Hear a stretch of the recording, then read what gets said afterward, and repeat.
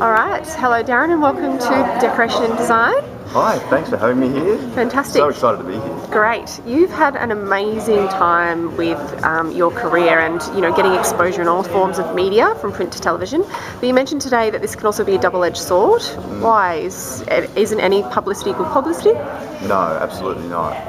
If you aren't careful about the message you're sending out and the way you're portraying yourself, then it can be detrimental. You want to make sure that you're delivering something to your market that has integrity, that has honesty, and that is going to be appealing to your market and nothing but. Definitely. Why is it so important to have a clear direction and plan about your business and a message? Because if you don't know where you're headed or what you want, then nobody else can get on board. Nobody else will get on board with a goodwill behind what you're trying to achieve in your business. Everybody kind of wants to be a part of something that's moving.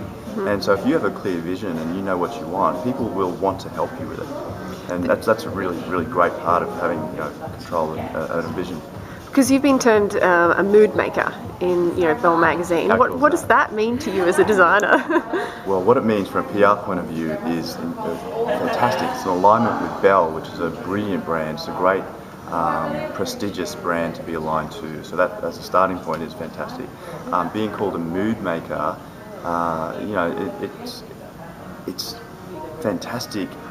If you look at what that means, it means that they have faith in what you're doing and where you're going, and that was fantastic for me. I was so excited, and being in the Decorator issue this year was just the next step up from that. Yeah. So fabulous. Who are some of your interior icons?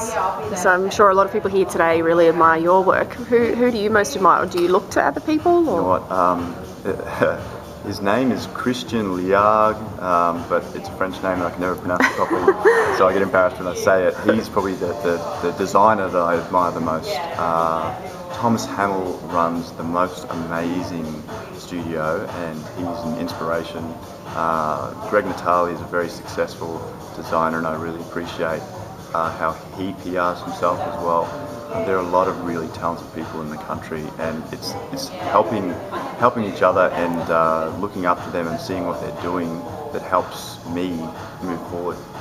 How has social media changed your business and professional profile? Because you said today that you're still learning, just getting on board with Instagram and Pinterest and these kind of social networks. How is this changing your brand now? It changes your brand in a really amazing and viral way because you never know who's going to be seeing it. Like I said, marketing directors, PR agencies, all sorts of people might see what you're up to and who wouldn't have otherwise been able to see what you're doing.